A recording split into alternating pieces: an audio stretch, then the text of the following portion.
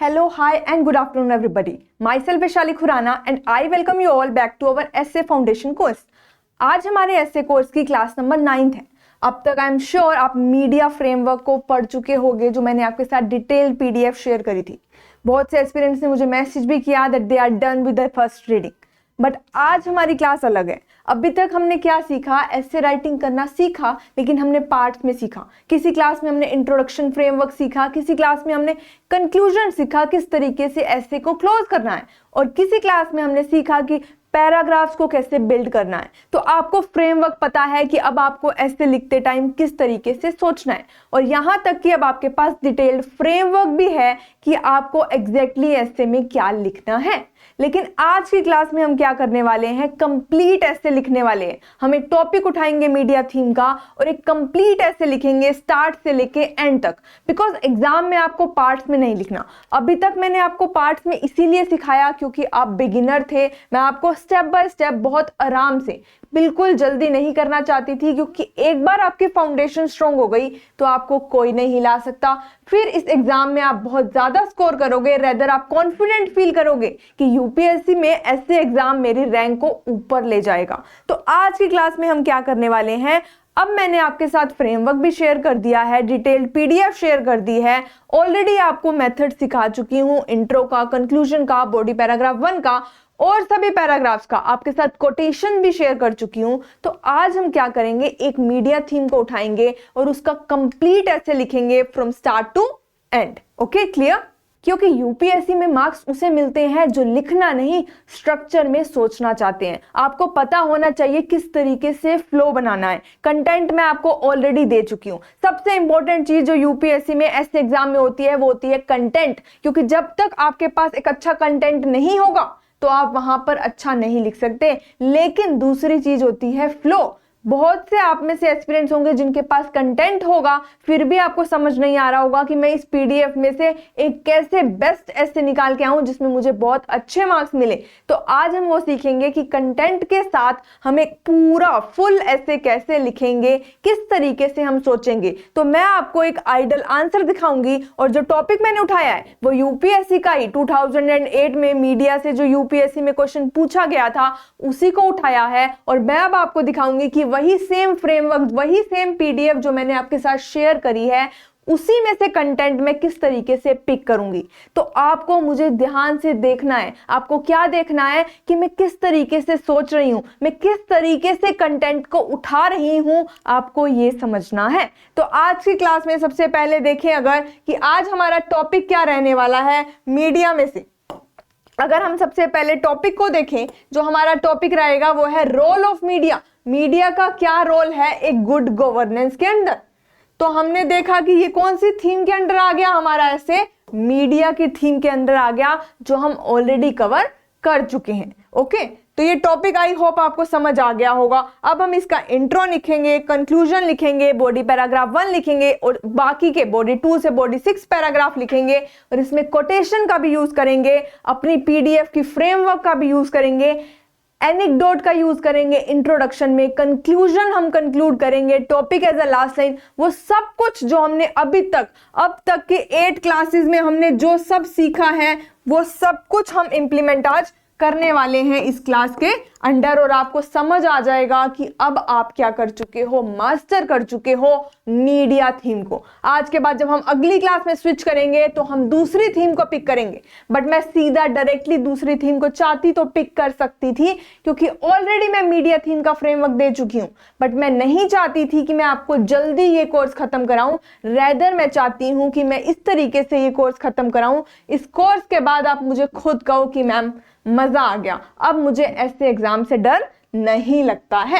I am sure आप सब ऐसा फील करोगे, और आप में से बहुत से एस्पिरेंट मुझे बहुत प्यारे मैसेजेस करते हो कि मैम हम पहले ऐसे राइटिंग नहीं कर पा रहे थे, अब कर पा रहे हैं। ट्रस्ट मी, आपके वो मैसेजेस मेरा दिन बना देते हैं, एक बड़ी स्माइल ला देते हैं मेरे फेस पे, क्योंकि ये सारा एफर्ट जो है वर्थ इट हो जाता है जब आपका एक वो मैसेज मेरे तक पहुंचता है। तो हम अब स्टार्ट करते हैं। सबसे पहले हमें क्या लिखना है, इंट्रोडक्शन लिखना है। अगर आपको याद हो तो मैंने आपको जो फ्रेमवर्क दिया था इंट्रोडक्शन में वो क्या था कि हम जब इंट्रोडक्शन लिख रहे हैं तो हमारा काम है एग्जामिनर का मन करे, हमारा काम है कि इंट्रोडक्शन पढ़ के एग्जामिनर का मन करे कि मैं इस दरवाजे से इस एस्से के अंदर जाना चाहता हूं, उसको हमारा इंट्रोडक्शन इतना अट्रैक्टिव लगे, हमारे घर की एंट्री गेट इतनी अट्रैक्टिव लगे कि उसका मन करे कि इस घर के अंदर मैं जाऊंगा। तो एनेक्डोट से शुरू करेंगे हम इंट्रोडक्शन को, जिससे हम क्या दिखाएंगे कि हमें पता है कि हमारे आसपास ऐसा टॉपिक से रिलेटेड कुछ हो रहा है। एनेक्डोट क्या होता है? एक रियल लाइफ एक्सपीरियंस होता है। आप सबको आई एम श्योर जो सीरियसली मेरी पूरे कोर्स को फॉलो कर रहे हैं उन्हें याद होगा कि हमने सीखा था कि हम एनेक्डोट लिखेंगे, फिर जो कोर इशू है टॉपिक का उसको मेंशन करेंगे और फिर topic as a last line ही लिखेंगे, तो हमारा एक इंट्रोडक्शन तैयार हो जाएगा। अब यहां पर हमारा टॉपिक क्या है कि मीडिया का क्या रोल है गुड गवर्नेंस में, कि गवर्नेंस में मीडिया किस तरीके से इंपॉर्टेंट रोल प्ले करती है। गवर्नेंस में सिर्फ और सिर्फ सरकार का काम नहीं है, मीडिया जो है फोर्थ पिलर होती है डेमोक्रेसी का, फोर्थ पिलर ऑफ डेमोक्रेसी है, और वो किस तरीके से गवर्नेंस में काम करेगी, इंपॉर्टेंट काम करेगी, हमें यही पूरे ऐसे में समझाना है। तो मैं क्या एनेक्डोट यहां पर दे सकती हूं? जब मैंने ये टॉपिक पढ़ा तो मुझे क्या एनेक्डोट याद आया? One evening, a news report exposed irregularities in government welfare scheme. एक शाम को मैंने जब न्यूज देखी तो मैंने देखा कि न्यूज रिपोर्टर क्या कर रहे थे? एक्सपोज कर रहे थे कि जो गवर्नमेंट की वेलफेयर स्कीम है उसके अंदर इरेगुलरिटीज है, वो जो है कंप्लीट बेनिफिट जो है पुअर को नहीं दे रही हैं। दो सरकार ने स्कीम बना दी है लेकिन उसका कंप्लीट बेनिफिट पुअर तक नहीं पहुंच रहा है। और उसी कुछ दिनों के अंदर अंदर जब न्यूज चैनल ने, जब मीडिया ने ऐसी खबर दिखाई, उसके कुछ दिन के अंदर अंदर ही क्या हो गया? नेशनल अटेंशन आ गई उस टॉपिक से रिलेटेड, उस स्कीम से रिलेटेड, और क्या हुआ? As a result administrative action लेना पड़ा। एज अ रिजल्ट क्या हुआ? करेक्टिव मेजर सरकार के द्वारा लिए गए, और क्या किया गया? इंश्योर किया गया जिस स्कीम की यहां पर बात हो रही है उसका बेनिफिट पुअर तक पहुंचे। तो हमने यहां पर क्या देखा? हमारा टॉपिक था कि मीडिया क्या करती है, किस तरीके से गुड गवर्नेंस में हेल्प करती है, और मैंने यही स्टोरी के थ्रू दिखाया कि मीडिया ने कितना बड़ा रोल किया। स्कीम को इंप्लीमेंट करने का काम किसका है? सरकार स्कीम बनाती है, एडमिनिस्ट्रेटर आईएएस जो आप बनते हो उसे एग्जीक्यूट करते हो, लेकिन पॉइंट क्या है यहां पर?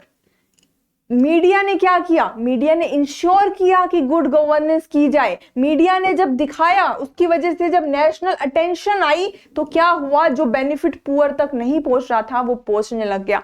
तो ये एग्जांपल दिखाकर मैंने एग्जामिनर को बता दिया कि मुझे पता है इस टॉपिक से रिलेटेड क्या मेरे आसपास हो रहा है। तो ये मैंने एनेक्डोट दिखाया। फिर मैंने क्या किया? ये हाईलाइट करता है कोर इशू, जो टॉपिक का कोर इशू होगा उसे हाईलाइट करेंगे कि ये हाईलाइट करता है किस तरीके से मीडिया जो है वाइटल लिंक बना देती है between the citizens and the state, promoting transparency and accountability in governance. की मीडिया की वजह से सरकार और सिटीजंस के बीच में एक लिंक बन जाता है, एक ट्रांसपेरेंसी आ जाती है जिससे सिटीजंस को पता रहता है कि क्या चल रहा है, और फिर हम टॉपिक को ही रीइंफोर्स कर देंगे। In this context media plays a crucial role ensuring the good governance. तो मैंने दोबारा टॉपिक को ही लास्ट लाइन बना दिया, by informing citizens, exposing inefficiencies and strengthening the democratic processes. बताओ, इसमें मैंने कुछ ऐसा लिखा जो आपको नहीं पता था? ये सब आपके आसपास हो रहा है और मैंने सिंपल भाषा में, क्या मैंने बहुत हाईफाई इंग्लिश लिखी? क्या मैंने एक भी इंग्लिश का ऐसा वर्ड पिक किया जिससे लगे कि अरे मेरी तो बहुत ही हाईफाई इंग्लिश है? मैंने सिंपल इंग्लिश के वर्ड्स को यूज किया, सिंपल एग्जाम्पल को पिक किया, और मैंने अपना एग्जामिनर को बता दिया कि मुझे पता है इस टॉपिक से रिलेटेड मेरे आसपास क्या चल रहा है। जैसे ही एग्जामिनर इस इंट्रो को पढ़ेगा वो कहेगा अरे वाह, ये जो बच्चा है, ये जो एस्पिरेंट है, इसके जो थॉट प्रोसेस है वो बहुत ही क्लियर है, ये ऐसे तो मुझे पूरा पढ़ना पड़ेगा। Okay, clear till now? Any doubt till now? Intro बहुत इंपॉर्टेंट हो जाता है क्योंकि यही पहली लाइन डिसाइड करती है कि पूरे ऐसे में एग्जामिनर आपको सीरियसली लेगा या नहीं लेगा। आई एम श्योर आपको यहाँ तक क्लियर होगा। अब हम चलेंगे अपने नेक्स्ट पार्ट और बहुत ही इंपॉर्टेंट पार्ट की तरफ, दैट इज पैराग्राफ 1। आपको याद होगा पैराग्राफ 1 में हमने क्या किया था, 5 क्वेश्चन मेथड टेक्निक को यूज किया था। पैराग्राफ 1 जो होता है फाउंडेशन पैराग्राफ होता है। इसे फाउंडेशन पैराग्राफ मैं क्यों बोल रही हूं, why I am saying it foundation paragraph, because ये दिखाता है, पहले इंट्रो ने क्या दिखाया कि आपको पता है इस टॉपिक से रिलेटेड आपके आसपास क्या हो रहा है, लेकिन ये 5 क्वेश्चन मेथड टेक्निक से जो हम पैरा 1 लिखते हैं वो आपकी फाउंडेशन को बिल्ड करता है। वो एग्जामिनर को दिखाता है कि आपको टॉपिक का हर डायमेंशन अच्छे से समझ आ गया है। आई एम श्योर आपको याद होगा 5 क्वेश्चन मेथड टेक्निक में हम व्हाट, व्हाई, हाउ लिखते थे, उसका इंपैक्ट क्या है, और उसको आपस में लिंक करते थे जिससे एग्जामिनर को पता चल जाए हमें टॉपिक का व्हाट भी पता है, व्हाई भी पता है, हाउ भी पता है, इंपैक्ट भी पता है और लिंक भी पता है। इससे एग्जामिनर क्लियर हो जाता है कि हमें टॉपिक अच्छे से समझ आ चुका है। अब इस केस में बात करें तो इस केस में हम क्या करेंगे, यहां मैं गवर्नेंस के कोर प्रिंसिपल को डिफाइन करूंगी कि गवर्नेंस क्या करता है। गवर्नेंस जो है वॉचडॉग रोल करता है। गवर्नेंस का क्या काम होता है, वॉचडॉग करना। और फिर वाई गवर्नेंस इतनी इंपॉर्टेंट क्यों हो जाती है, because we have a need for accountability. हमें अकाउंटेबिलिटी की जरूरत होती है और इसमें मीडिया किस तरीके से इंपॉर्टेंट रोल प्ले करेगी, how media will play role in this. तो रिपोर्टिंग करके, इन्वेस्टिगेशन करके मीडिया रोल प्ले करेगी और इस सब का क्या इंपैक्ट होगा, सिटीजन जो है एम्पावर हो जाएंगे, हम अवेयरनेस आ जाएगी और हम एक्शन ले पाएंगे। जब हमारे पास ट्रांसपेरेंसी होगी, हमारे पास इंफॉर्मेशन होगी मीडिया के थ्रू, तो हम इंफॉर्म डिसीजन ले पाएंगे, हम जो सिटीजन होंगे वो अवेयर होंगे। और इसका लिंक किसके साथ किया हमने कि जो गवर्नेंस जो है मीडिया की वजह से स्ट्रेंथन हो जाएगी। मीडिया जो है बहुत इंपॉर्टेंट रोल प्ले करती है। आपने देखा 5 क्वेश्चन मेथड टेक्निक में बहुत ज्यादा डिटेल में यहां पर टेक्निक नहीं समझा रही हूं क्योंकि वो हम ऑलरेडी डिस्कस कर चुके हैं। यहां आपको यह ध्यान देना है कि मैं किस तरीके से उस टेक्निक को टॉपिक के साथ जोड़कर यूज कर रही हूं। आपको देखना है कि मैं किस तरीके से सोच रही हूं। तो मैंने क्या किया, वही 5 क्वेश्चंस को लाइन में जोड़ दिया और एक मेरा बॉडी पैराग्राफ 1 बन गया जो कि क्या है, फाउंडेशन पैराग्राफ है। यहां पर मैंने गवर्नेंस के कोर प्रिंसिपल्स को डिफाइन करते हुए कि गवर्नेंस के कोर प्रिंसिपल्स क्या होते हैं, transparency, accountability, rule of law, और फिर मीडिया का जो बेसिक रोल है उसके साथ इस्टेब्लिश कर दिया है। ये हम ऑलरेडी सीख चुके हैं, इसलिए मैं ओवर एक्सप्लेन नहीं कर रही। बस इतना याद रखना है आपको कि पैरा 1 में आपको ये दिखाना है कि आपको टॉपिक अच्छे से समझ आ गया है। जितने भी 5 क्वेश्चन मेथड में जो भी 5 क्वेश्चन आपके बनते होंगे वो आप उसे अच्छे से एक्सप्लेन कर दोगे। यहां पर देखो हमने क्या किया, गवर्नेंस क्या, व्हाट इज गवर्नेंस, गवर्नेंस क्या करेगा, गवर्नेंस वॉचडॉग का काम करेगा। तो मैंने पहली लाइन में व्हाट लिखा, media play a crucial role, media क्या करेगा, क्रूशियल रोल प्ले करेगा as a watchdog in ensuring good governance. Good governance को इंश्योर करने के लिए क्या करेगा, एक वॉचडॉग का काम करेगा। फिर मेरा दूसरा क्वेश्चन क्या था, आप देख सकते हो यहां पर मैंने कलर भी वही यूज किया है। सेकेंड क्वेश्चन था why media is important, media क्यों इंपॉर्टेंट है, बिकॉज ऑफ अकाउंटेबिलिटी। फिर मैंने लिखा in a democratic system governance must remain transparence, governance जो है ट्रांसपेरेंट रहनी चाहिए और अकाउंटेबल रहनी चाहिए to the people. This become possible, और ये तभी पॉसिबल होता है जब मीडिया जो है क्या करती है, कंटिन्यूअसली मॉनिटर करती है और रिपोर्ट करती है उनके एक्शंस जो पावर में है। अगर मीडिया जो है रूलिंग पार्टी की तरफ हो जाएगी तो हमें पता नहीं चलेगा कि सरकार क्या सही कर रही है, क्या गलत कर रही है। तो ट्रांसपेरेंसी खत्म हो जाएगी, जो सिटीजन है वो इन्फॉर्म्ड एक्शन नहीं ले पाएंगे। यही हम यहां पर बता रहे हैं थर्ड वाले में, why media is important. Media क्या करती है, इंश्योर करती है कि एक्शंस जो पावर में है उनके एक्शंस को रिपोर्ट किया जाए। तो फिर उसके बाद हमने क्या किया, इंपैक्ट, इसका इंपैक्ट क्या होगा वो डिस्कस किया। Through investigation, journalism and regular covering expose कर देती है मीडिया किसको, करप्शन को एक्सपोज कर देगी, एडमिनिस्ट्रेटिव इनएफिशिएंसीज को एक्सपोज कर देगी, और अगर कोई मिसयूज हो रहा है अथॉरिटी के द्वारा मीडिया उसको भी इन्फॉर्म कर देगी सिटीजन को, और एज अ रिजल्ट क्या होगा, इसका इम्पैक्ट क्या होगा, सिटीजन जो हैं अवेयर बन जाएंगे and authorities are compelled to take corrective measures. जब अथॉरिटीज को पता होगा कि हर हमारा एक्शन मीडिया के थ्रू सिटीजन तक पहुंच रहा है, तो उन्हें करेक्टिव मेजर्स को लेना ही पड़ेगा।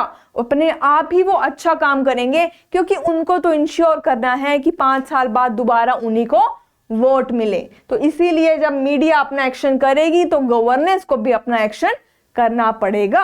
और लास्ट में मैंने क्या किया, आइडिया को रिइंफोर्स कर दिया, लिंक कर दिया कि मीडिया और गुड गवर्नेंस किस तरीके से इंटरलिंक है, जो कोर आइडिया है हमारे टॉपिक का। दस मीडिया जो है स्ट्रेंथन कर देता है गुड गवर्नेंस को bye promoting transparency and accountability in the system.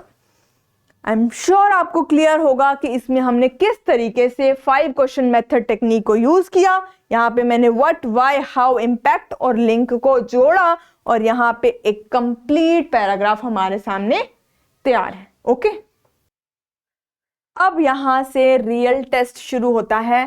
Framework आपके पास ऑलरेडी है। अब हम क्या लिखने वाले हैं, पैरा 2, 3, 4, 5 लिखने वाले हैं, जिसका यूज आप करोगे किसमें से, जो मैंने आपको डिटेल्ड पीडीएफ दी थी, जो फ्रेमवर्क दिया था उसमें से आप क्या करोगे, एक प्रिंसिपल पिक करोगे, डायमेंशन पिक करोगे, कंसर्न, रिकमेंडेशन, एग्जाम्पल, और आपका एक पैराग्राफ तैयार हो जाएगा।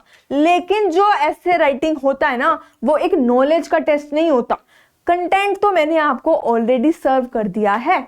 ऐसे राइटिंग जो टेस्ट होता है वो सिलेक्शन का टेस्ट होता है कि किस तरीके से आप पीडीएफ में से सामान को पिक करोगे। अब 50 पेज की पीडीएफ है, लेकिन यहाँ आपको 50 पेज का ऐसे नहीं लिखना है। You are not suppose to write 50 page ऐसे, आपको अपनी वर्ड लिमिट में ही लिखना है। इसीलिए यहाँ पर इंपॉर्टेंट है कि आप किस तरीके से पिक करोगे, आप किस तरीके से डिसाइड करोगे कि पहला पैराग्राफ कौन से प्रिंसिपल का होगा, पहला पैराग्राफ कौन से डायमेंशन का होगा।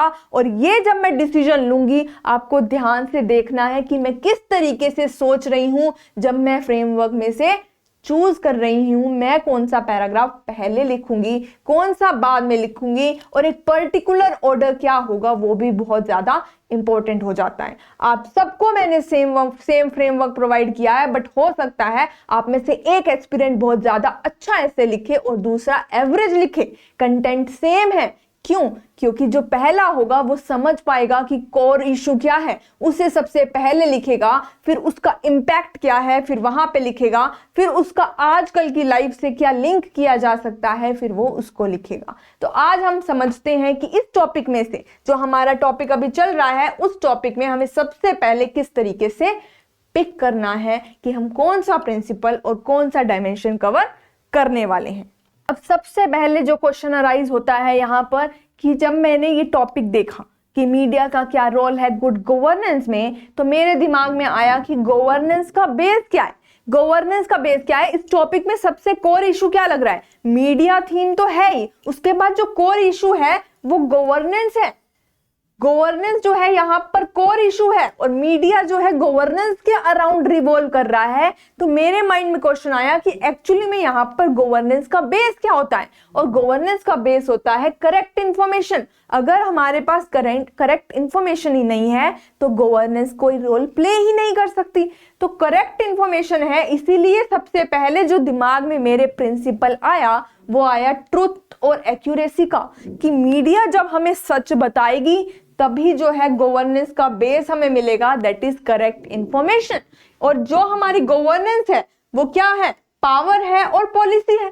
गवर्नेंस का मतलब क्या है, पावर एंड पॉलिसी। तो इसका मतलब डायमेंशन तो क्लियरली हमें टॉपिक में दिख रहा है कि कोर डायमेंशन गवर्नेंस है, और गवर्नेंस का मतलब हो गया पॉलिटिकल डायमेंशन, और political dimension under which principle, truth. क्योंकि गवर्नेंस तभी हो पाएगी जब मीडिया हमें सच बताएगी कि एक्चुअली में सरकार क्या कर रही है, गवर्नेंस किस तरीके से चल रही है। जब सच बोला जाएगा तो political dimension under the principle truth and accuracy. I am sure आपको क्लियर होगा कि मैंने पहला डायमेंशन पॉलिटिकल ही क्यों लिया और पहला प्रिंसिपल मैंने ट्रुथ एंड एक्यूरेसी को ही क्यों पिक किया। मैं आपको पेज नंबर भी बता रही हूं, पीडीएफ में पेज नंबर 4 और 6 को मैंने यूज करके पहला पैराग्राफ को तैयार किया है। तो आप देखोगे कि मैंने क्या किया, ट्रूथ एंड एक्यूरेसी के प्रिंसिपल में डायमेंशन उठाया पॉलिटी का, और अब हम क्या करेंगे, पेज नंबर 4, 5, 6 पे जो मैंने आपको कंटेंट दिया था उसी को मैं यूज करके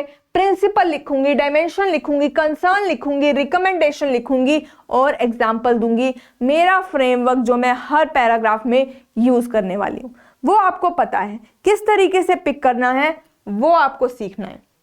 मैंने क्या किया, लिख दिया, media play a crucial role in good governance by ensuring truth and accuracy in political reporting, कि मीडिया जो है गुड गवर्नेंस में बहुत इंपॉर्टेंट रोल प्ले करती है अगर वो सच बोले, अगर वो एक्यूरेट बोले। कहां पर, पॉलिटिकल रिपोर्टिंग में, क्योंकि मैंने पॉलिटिकल डायमेंशन को उठाया, क्योंकि गवर्नेंस और कुछ भी नहीं है, पॉलिसी की बात ही तो हो रही है वहां पर। तो मैंने क्या बोला, मीडिया को सच बोलना चाहिए पॉलिटिकल रिपोर्टिंग में, एज ये सिटीजन्स को इन्फॉर्म करता है और वॉचडॉग की तरह काम करता है जो पावर में है उनके लिए।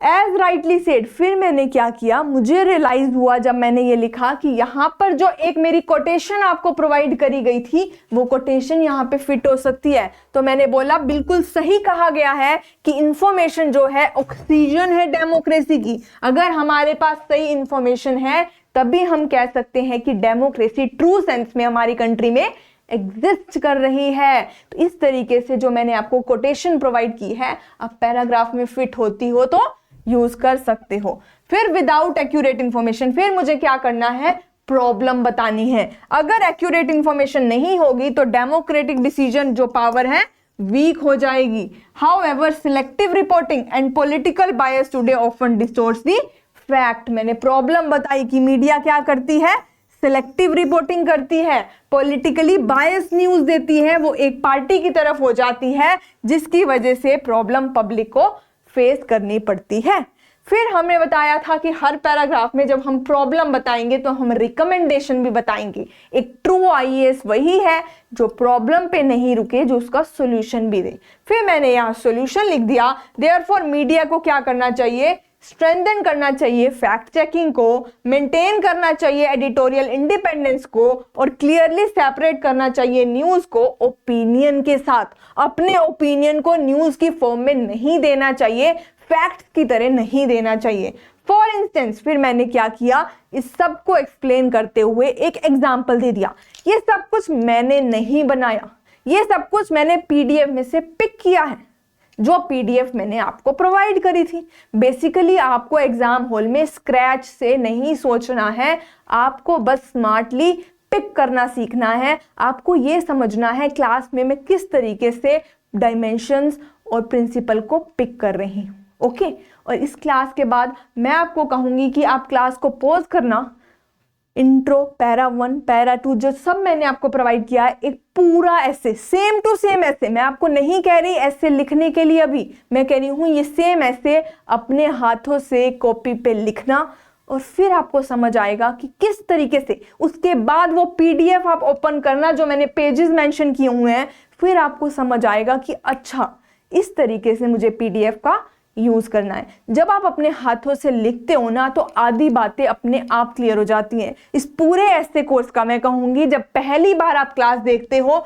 तो कुछ मत लिखो, सिर्फ और सिर्फ मुझे सुनो, और दूसरी बार आप उस क्लास को देखो तो अपने नोट्स बनाओ। ओके, जो पीडीएफ दी गई है उसका आपको कुछ नहीं करना, उसको ना शॉर्ट फॉर्म में बनाना है, लेकिन जो मैं ऐसे यहाँ पर लिखवाती हूँ, जो मैं आइडल एग्जांपल्स देती हूँ इंट्रो के, कंक्लूजन के, कंप्लीट ऐसे के, उनको आप अपने हाथों से लिखोगे तो आपको क्लियरली समझ आएगा कि एक आइडल ऐसे किस तरीके से लिखा जाता है, और बहुत जल्द आप खुद एक ऐसा ही आइडल ऐसे या इससे भी बेहतरीन ऐसे लिख पाओगे। आई एम श्योर अबाउट दिस, मुझे जरा सा भी डाउट नहीं है। ओके, तो हमने देखो किस तरीके से लिखा। फिर लास्ट में मैंने एग्जांपल दे दिया। For instance 2G spectrum case में क्या हुआ था, मीडिया ट्रायल्स ने एक परसेप्शन ऑफ गिल्ट बना दिया था जुडिशियल वर्डिक्ट से पहले, जो दिखाता है कि अगर ट्रुथ को डिस्टोर्ट किया जाएगा वो गवर्नेंस को अंडरमाइन कर देगा। अब एग्जाम्पल के साथ एग्जामिनर को क्लियर हो गया कि ये जो सब आप बोल रहे हो सिर्फ बोलने की बातें नहीं हैं, असली में भी ऐसा होता है, क्योंकि हमने एक रियल लाइफ एग्जाम्पल पिक करके पैराग्राफ में डाल दिया। हमने प्रॉब्लम भी बता दी, रिकमेंडेशंस भी दे दी, एग्जाम्पल भी दे दिया, कोटेशन भी दे दी। इतना वैल्यूएबल पैराग्राफ एग्जामिनर एक्सपेक्ट भी नहीं करता होगा कि ओ माय गॉड, एक बच्चा एक ही पैराग्राफ में problem, solution, quotation, real life example सब कुछ दे देगा। आई एम श्योर आपको क्लियर होगा कि किस तरीके से हमने इस पैराग्राफ को बिल्ड किया। अब हम आगे चलें कि अगला पैराग्राफ, अब मैंने यही क्यों पिक किया। नेक्स्ट क्वेश्चन, अब ट्रुथ पॉसिबल कब है। मैंने पहला प्रिंसिपल उठाया ट्रुथ और एक्यूरेसी का, कि मीडिया को सच बोलना चाहिए तभी गुड गवर्नेंस हो सकती है। लेकिन मीडिया सच कब बोल पाएगी, जब मीडिया इंडिपेंडेंट होगी। अगर मीडिया इंडिपेंडेंट ही नहीं होगी, मीडिया कोई और मीडिया को कंट्रोल करता होगा, तो मीडिया सच नहीं बोल पाएगी। इसीलिए नेक्स्ट पैरा इंडिपेंडेंस पर आता है। Media must be free from political pressure, तभी वो अथॉरिटी को क्वेश्चन कर सकती है, तभी वो सरकार को क्वेश्चन कर सकती है, जब वो सरकार से इंडिपेंडेंट हो, जब वो सरकार के अंडर ना आती हो, जब वो सरकार के प्रेशर में ना हो, किसी कोऑपरेटिव प्रेशर में, किसी पॉलिटिकल प्रेशर में, किसी भी तरीके से बिजनेस लिंक में नहीं होनी चाहिए मीडिया किसी के साथ। अगर मीडिया इंडिपेंडेंट है तभी वो सच बोल पाएगी। तो मैंने पहले पैराग्राफ में बोला कि मीडिया प्रिंसिपल पिक किया कि मीडिया को सच बोलना चाहिए तभी वो अच्छी गवर्नेंस कर पाएगी। गवर्नेंस क्लियरली दिखा रहा है political dimension under the principle truth and accuracy. फिर मेरे दिमाग में आया कि मीडिया, मैंने बोल दिया सच बोलेगी, लेकिन सच बोलेगी कैसे अगर इंडिपेंडेंट होगी। मिल गया दूसरा पैराग्राफ। अब मैंने बोला इंडिपेंडेंस का principle under the political dimension, जो कि मैंने पेज नंबर 24 और 25 से कंटेंट उठाया और अपना ऐसे का सेकंड थर्ड पैराग्राफ तैयार हो गया। Here it is, मैंने लिख दिया मीडिया को अगर अपना परफॉर्म इफेक्टिवली करना है, उसे इंडिपेंडेंट रहना होगा पॉलिटिकल प्रेशर से, क्योंकि मैंने यहां पर भी पॉलिटिकल डिमेंशन उठाया है, लेकिन प्रिंसिपल कौन सा उठाया है, इंडिपेंडेंस। और मैंने इंडिपेंडेंस क्यों उठाया है, आई एम श्योर आपको समझ आ गया होगा, क्योंकि मैंने पहले ट्रुथ उठाया, फिर मैंने कहा कि वो सच बोलेगी कब, जब वो इंडिपेंडेंट होगी। इंडिपेंडेंस क्या इंश्योर करती है, जर्नलिज्म जो है क्वेश्चन करे जो पावर में है उन्हें, rather than align with it. ये नहीं कि जो सरकार आज चल रही है उसकी हाँ में हाँ मिलाए, अगर वो कुछ गलत करे तो उससे क्वेश्चन पूछा जाए। As the framework rightly highlights, media should act as a watch dog not a mouthpiece. Mouthpiece बन के मीडिया को नहीं रह जाना चाहिए, लेकिन इवेंट्स लाइक इमरजेंसी, फिर मैंने इमरजेंसी के इवेंट को दिखाया, यहां पर एग्जाम्पल दिखा दिया। तो ये आप पढ़ सकते हो, पूरा पैराग्राफ तैयार है। बेसिकली जो मेरा आइडिया आपको कन्वे करना है वो ये है कि मैंने किस तरीके से प्रिंसिपल और डायमेंशन को पिक किया है। अब अगर हम आगे चलें, थर्ड पैराग्राफ अगर मैं देखूं तो मैंने किस तरीके से पिक किया। अब मैंने अभी तक तो पॉलिटिकल डायमेंशन को पिक किया, लेकिन गवर्नेंस सिर्फ पॉलिटिक्स तक नहीं होती, सोसाइटी भी बहुत इंपॉर्टेंट रोल प्ले करती है। गवर्नेंस का मतलब सिर्फ और सिर्फ पॉलिटी नहीं है। पहले मैंने पॉलिटिकल डायमेंशन उठाया क्योंकि कोर इशू वही है, लेकिन उसके बाद उसका इम्पैक्ट तो आप पे और मुझ पे और सोसाइटी पे होगा। तो मुझे लगा कि थर्ड डायमेंशन जो मुझे पिक करना चाहिए वो सोसाइटी का होना चाहिए, वो सोशल डायमेंशन होना चाहिए, क्योंकि सोसाइटी की बात करे बिना कोई भी टॉपिक कंप्लीट नहीं हो सकता। इसीलिए नेक्स्ट पैरा फेयरनेस पे आता है कि कैसे होनी चाहिए मीडिया, फेयर होनी चाहिए और बैलेंस होनी चाहिए, जो मल्टीपल पर्सपेक्टिव्स को दिखाए, सेंसेशनल न्यूज नहीं दिखाए कि ओ माय गॉड इतने तड़क भड़क तरीके से कि ऐसा हो गया वैसा हो गया, जिसकी वजह से क्या हो जाए, पोलराइजेशन आ जाए सोसाइटी में डिफरेंट कास्ट में डिवाइड हो जाए। ओके, फेयरनेस और बैलेंस के साथ मीडिया को अपने ओपिनियंस रखने चाहिए, इसका सोशल इंपैक्ट पड़ता है। इसीलिए सोशल डायमेंशन को पिक किया पेज नंबर 27 और 29 को यूज करते हुए। मैंने क्या बोला, पॉलिटिक्स के बियॉन्ड मीडिया कंट्रीब्यूट करती है गुड गवर्नेंस में। कैसे? Bye promoting fairness and balance in society. Media सिर्फ गवर्नेंस में इंपॉर्टेंट, पॉलिटिक्स में ही इंपॉर्टेंट रोल प्ले नहीं करती इन गुड गवर्नेंस, वो सोसाइटी में भी इंपॉर्टेंट रोल प्ले करती है अगर फेयरनेस और बैलेंस को बनाकर रखेगी। उसको क्या करना चाहिए, मल्टीपल पर्सपेक्टिव दिखाने चाहिए, एक साइड की पिक्चर नहीं दिखानी चाहिए, दोनों साइड की बैलेंस व्यू देने चाहिए। सेंसेशनलिज्म को अवॉइड करना चाहिए to ensure inform public disclosures as a voter. अब मैंने यहाँ पे क्या किया, एक कोटेशन को लिख दिया that journalism is what we need to make democracy work. Journalism हमें चाहिए जिससे डेमोक्रेसी हमारी काम करती रहे।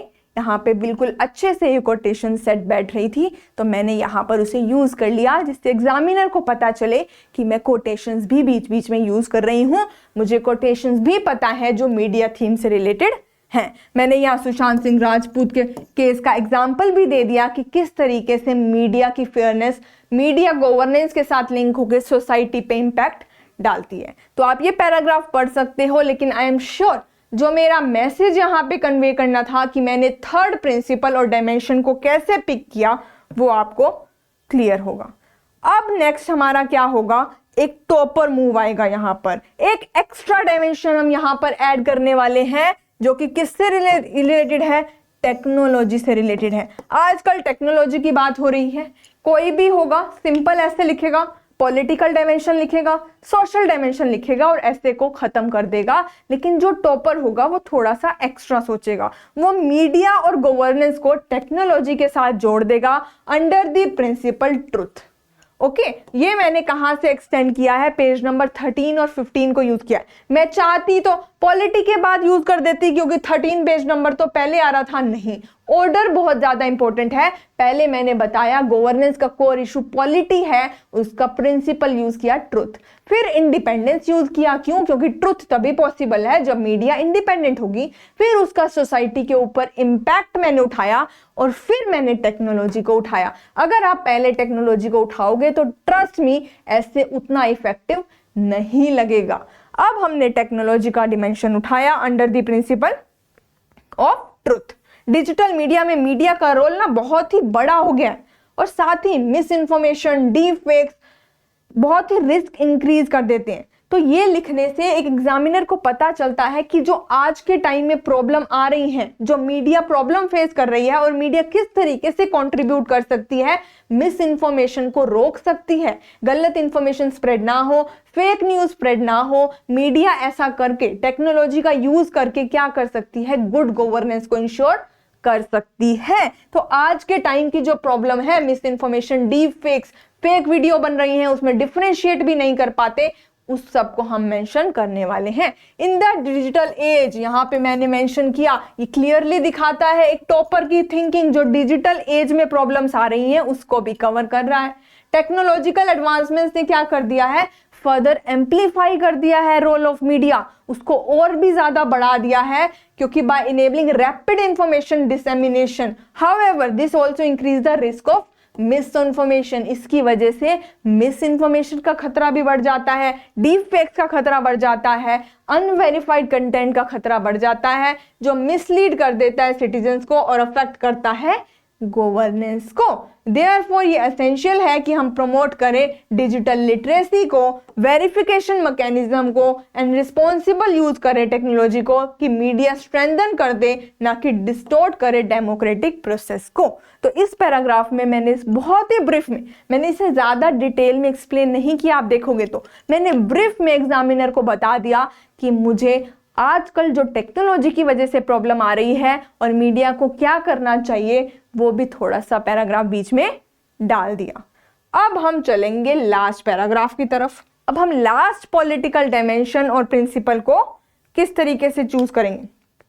गवर्नेंस का फाइनल गोल क्या है, अकाउंटेबिलिटी। यही तो गोल है ना गवर्नेंस का, कि उसमें अकाउंटेबिलिटी हो। इसीलिए मीडिया खुद अकाउंटेबल होना चाहिए, ट्रांसपेरेंसी, एक्यूरेसी, रिस्पॉन्सिबिलिटी मेंटेन करनी चाहिए, और responsible press is guardian of public interest. इसीलिए मैंने क्या किया, इस कोटेशन को यहां पर डाल दिया, responsible press is guardian of public interest. यहाँ पे मैंने अकाउंटेबिलिटी, रिस्पॉन्सिबिलिटी की बात करी। जब मैं ऐसे को कंक्लूड करने वाली हूं, मैंने बात किया कि मीडिया का अकाउंटेबल होना बहुत इंपॉर्टेंट है, मीडिया का रिस्पॉन्सिबल होना बहुत ज्यादा इंपॉर्टेंट हो जाता है। तो मैंने क्या किया, सोशल डायमेंशन लिया, कौन से प्रिंसिपल के अंडर, अकाउंटेबिलिटी। जब मैं सोशली खत्म करूंगी कि हमारी सोसाइटी पे ऐसा होता है और मीडिया को अकाउंटेबल होना चाहिए, एग्जामिनर ज्यादा लिंक कर पाएगा जब ऐसे खत्म हो रहा है। फाइनली मैंने लिखा, media itself must remain accountable as accountability is central to good governance. अगर गुड गवर्नेंस है तो उसके सेंट्रल में क्या है, अकाउंटेबिलिटी है। मीडिया इन्फ्लुएंस करता है पब्लिक ओपिनियन को, इसीलिए ट्रांसपेरेंसी, अकाउंटेबिलिटी, एक्यूरेसी और रिस्पॉन्सिबिलिटी होनी चाहिए। मैंने यहाँ पे कोटेशन भी लिख दी, एग्जाम्पल भी लिख दिया, प्रॉब्लम्स भी लिख दी। आई एम श्योर आपको क्लियर हो गया होगा कि मैंने किस तरीके से पिक किया कि पैरा 2 में कौन सा प्रिंसिपल होगा, कौन सा डायमेंशन होगा, पैरा 3 में कौन सा प्रिंसिपल और कौन सा डायमेंशन होगा, क्या पर्टिकुलर ऑर्डर होगा। आई एम श्योर अब आपको समझ आ रहा होगा कि आपको पीडीएफ का यूज किस तरीके से करना है। लास्ट में हम अपने क्या करेंगे, ऐसे को कंक्लूड करेंगे। और आई एम श्योर आपको याद होगा क्लास 3rd और 4th में मैंने आपको सिखाया था कि कंक्लूजन में हमें कुछ भी नया नहीं लिखना। हम ऑलरेडी एग्जामिनर को कोटेशंस, एग्जाम्पल, प्रॉब्लम्स, रिकमेंडेशंस इतनी बता चुके हैं। अब एग्जामिनर कुछ नया नहीं सुनना चाहता, वो सारा कंक्लूजन में एक रीइंफोर्समेंट चाहता है, एक कंक्लूजन चाहता है कि आप किस तरीके से इस सब को समझ के 4 से 5 लाइनें में पूरा ऐसे समझा सकते हो। तो ऐसे में कंक्लूजन में आपको कुछ नया नहीं लिखना, आपको उसमें क्या करना है, रिफ्लेक्शन लिखना है, रीइंफोर्स करना है पूरे आइडिया को जो आपने समझाया, और topic as a last line लिख के आपको वापस एग्जामिनर को टॉपिक पे लेकर आ जाना है। ओके, जो भी लिखा है उसको एलिवेट करेंगे, हम कुछ भी नया नहीं लिखेंगे। तो मैंने क्या किया, कंक्लूड कर दिया, मीडिया मेरली एक सोर्स ऑफ इंफॉर्मेशन नहीं है जहां से हमें इंफॉर्मेशन मिलेगी, बट एक कॉर्नस्टोन है डेमोक्रेटिक गवर्नेंस का। तो मैंने क्या किया, टॉपिक में जो इंटरलिंक है उसको प्रूव कर दिया कि मीडिया सिर्फ हमें इंफॉर्मेशन नहीं दे रही, गवर्नेंस के लिए भी बहुत ज्यादा इंपॉर्टेंट है। ये शेप करती है पब्लिक डिस्क्लोजर्स को, अकाउंटेबिलिटी इंश्योर करती है, डेमोक्रेटिक वैल्यू को स्ट्रेंथन करती है। जब कब इंश्योर करती है, जब ट्रुथ हो। मैंने क्या किया, अपने सारे प्रिंसिपल्स याद दिला दिए। जब मीडिया ट्रुथ को फॉलो करे, मीडिया इंडिपेंडेंट हो, मीडिया फेयरनेस एंड अकाउंटेबिलिटी को फॉलो करे, तब मीडिया बहुत ही पावरफुल बन जाती है गुड गवर्नेंस के लिए। तो मेरा जो पूरा आइडिया था मैंने वापस यहाँ पर रीइंफोर्स उस सारे आइडिया को कर दिया। However, if compromised, it can weaken the democracy. अगर मीडिया के ये सभी प्रिंसिपल्स कॉम्प्रोमाइज हो जाएंगे तो ये डेमोक्रेसी को वीक कर सकता है। दस, मैंने लास्ट में क्या किया, दस strengthening and independent, ethical, accountable media is not just a desirable but essential for sustaining good governance in a democracy. Last में हमने क्या किया, टॉपिक को ही एज अ लास्ट लाइन लिख के उसे फिर से रीइंफोर्स कर दिया कि कितना ज्यादा इंपॉर्टेंट हो जाता है कि मीडिया जो है गुड गवर्नेंस को इंश्योर करे। तो इस पूरी क्लास में हमने क्या देखा कि किस तरीके से हम एक अच्छा ऐसे लिख सकते हैं using the same framework that I have provided you. तो आपको अब होमवर्क क्या है, आपको सेम टॉपिक पे दोबारा ऐसे लिखना है, सेम फ्रेमवर्क यूज करना है, बट अब आप डिफरेंट डायमेंशन को पिक करोगे, डिफरेंट प्रिंसिपल्स को पिक करोगे। So that's it from my end. अब मिलेंगे जल्दी हम नेक्स्ट क्लास में। Till then take care.